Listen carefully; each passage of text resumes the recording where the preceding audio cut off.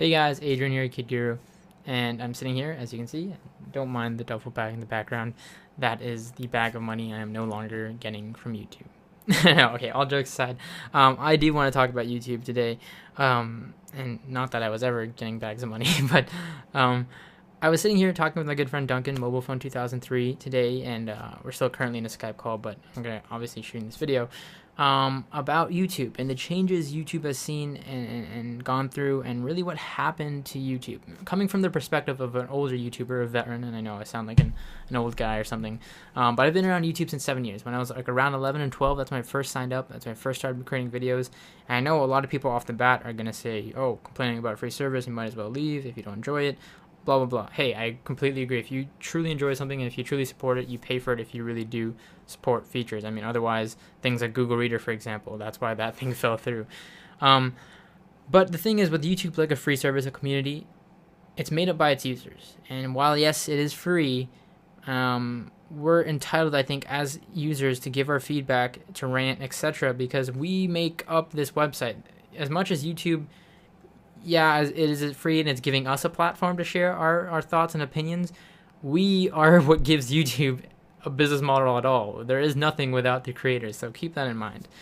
Anyhow, I want to dive into a couple things on what I think has changed a lot from YouTube in terms of killing discovery, killing a lot of things with smaller channels, and why it's so hard to break through nowadays. As somebody who's been around for a while, I had its ups and downs, and on YouTube, and obviously nowadays my viewership has been completely cut, more than half. I can't go into details with earnings, but I mean, I always say how YouTube is no longer, or has ever, or not ever, as of like the last couple of years, has never been my top source of income. Maybe when I first started and I first gained partnership, but I lost it on my main channel. I've done whole videos on that, but I just want to go into all of that. I want to go into why nowadays it's so hard, and this isn't me complaining because I'm not a top YouTuber. I'm not like the other guys. There's people who've legitimately worked their way up to the rankings that there are now, and I have all respect for them. But it is hard to break through, and I recently have been trying to get more into doing more content via YouTube because I've been focusing on other things that actually pay the bills and stuff like that. But with that, let's just jump right into it. So I want to keep this video short, and I'm already going at like 2 minutes 20 seconds here, or shorter than my first take. First off, some design things on YouTube, and this is just me nitpicking at things. This white space, I hate the homepage. I really do hate the homepage and everywhere they've been going with this on YouTube. Now, a couple of things. So recommend channels, that's fine with me. I know nowadays you can see this will integrate with your Google Plus, and that was kind of inevitable since it is owned by Google. I think that killed a lot of things in terms of like inbox and stuff like that. Here's a couple of things that right off the bat I think are rendered useless now on YouTube. The inbox system. People don't even know how to contact people via YouTube now, and the channel system is all sorts of messed up. The subscription model is really messed up. You'll hear that from tons of YouTubers. The favorites, I think that's completely useless now. With once you like something, it goes into its own playlist, so I don't really understand why people favorite stuff. But yeah, so with that, let's jump into the homepage first off. When I click on this logo, I shouldn't be taken to the what to watch. I should be taken to my subscriptions, just like in the old days. If you want to put featured videos in a little box at the top and then have my subscriptions under that, that's completely fine with me. But I come to YouTube, if you're using it for an account, obviously, if you have an account when you sign up, then you want to see your subscriptions. That's like the main thing you sign into your YouTube for, and I have to click to my subscriptions, and sometimes it's not even on all activity, or it's not even on uploads only, it's on all activity. I don't want to see what they're commenting on and liking and stuff like that. I want to see this pure uploads only. Obviously, that's the thing. If I subscribe to somebody, I'm subscribing to get a feed of their content, their videos. Purely, that's it. If I want to follow them otherwise, what they're liking, commenting, etc., that should be integrated more into the social tab of YouTube. I really hate the way they did this, and this, you'll hear this from a lot of YouTubers, has killed a lot of views. That's why you see people telling their YouTubers to subscribe for email updates, because that's one of the easier ways nowadays to actually see people's videos, because otherwise you start on this what to watch and you don't even see the chronological order of people who've submitted videos. And the people you're subscribed to, you get other stuff that you're not even subscribed to. Again, I really think that killed a lot of people's view count. It made it harder for a lot of people to see content. The subscription model is all kinds of messed up. So that's that. Going to channels, I can talk a little bit about that real quick. I don't want to spend too much time on that. Channel page 2, that's really, I'm going to view this as public. the amount of the way they killed the comment system and stuff like that, they integrate into this discussion tab, which honestly doesn't get clicked on that much. And maybe, again, this is me being a smaller YouTuber, I guess, but maybe the big channels really do get that interaction. But I really feel like that's something that should have stayed on the homepage. It should have given an option for us to have a discussion box or a comment box, because again, all these extra clicks are things that make us one step farther as people who are consuming content to actually do it. I think of my content consumption. I watch a lot of videos from a lot of big YouTubers. I don't always comment. I'll like videos to show my appreciation, but I don't always comment. And that's a thing nowadays. There's not a lot of promotion for that. That's in part not just YouTube, but it's also in part of the content creator to promote interaction. But it's harder for us if we have things like this where the user actually has to go to this discussion tab and then find a way to comment. So again, that's just, for me, an extra step, and it kills that social interaction. I like when everything was just on one page, keeping it minimal. And with that as an example, I want to go over to here. This is YouTube back in 2008. I'm going to go to my channel pages here. So I'm going to say browse channels. Let's say I'm somebody who's trying to look for new content.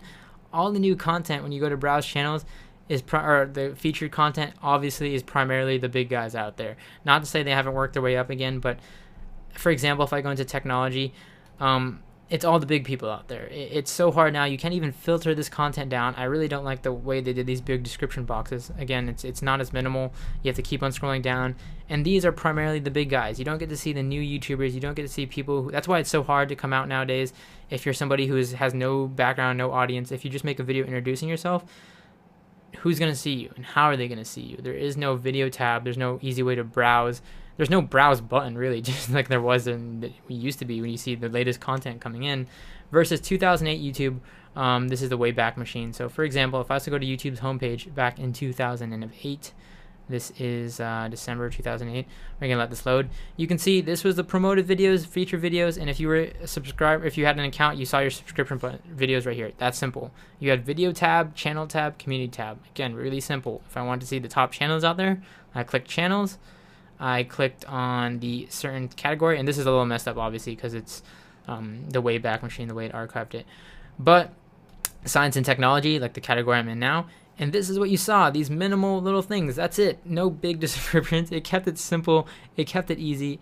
It made it easier for me just to browse through the channels, and then you could filter it by today, this week, this month, all time. So it just wasn't the top of the top. It was the new people who were getting most views in that specific day, the week, the month. That's what promoted more interaction, more newer people becoming recognized.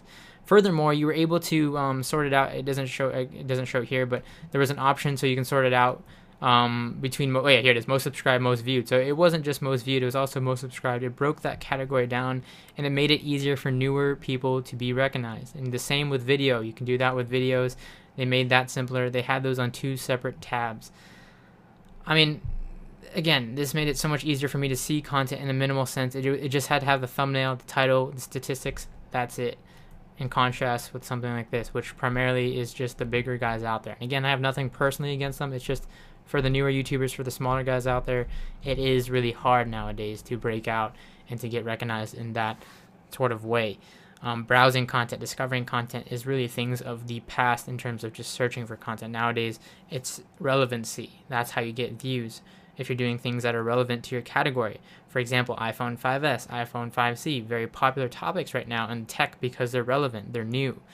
Whether you're talking about something like in cooking or you're doing whatever topic you're doing, it's only going to be relevant to if people are searching for it. You can show how to bake a cake, but how many other videos are there how to bake a cake? You know what I mean? Like you're only getting traffic from what people are searching for, what they consider relevant. There's no browse tab, there's no discover stuff. The way you consume subscriptions nowadays is really messed up in my opinion. This is just me ranting from somebody who is an old veteran YouTuber, the changes I've seen, what I've gone through, and stuff like that.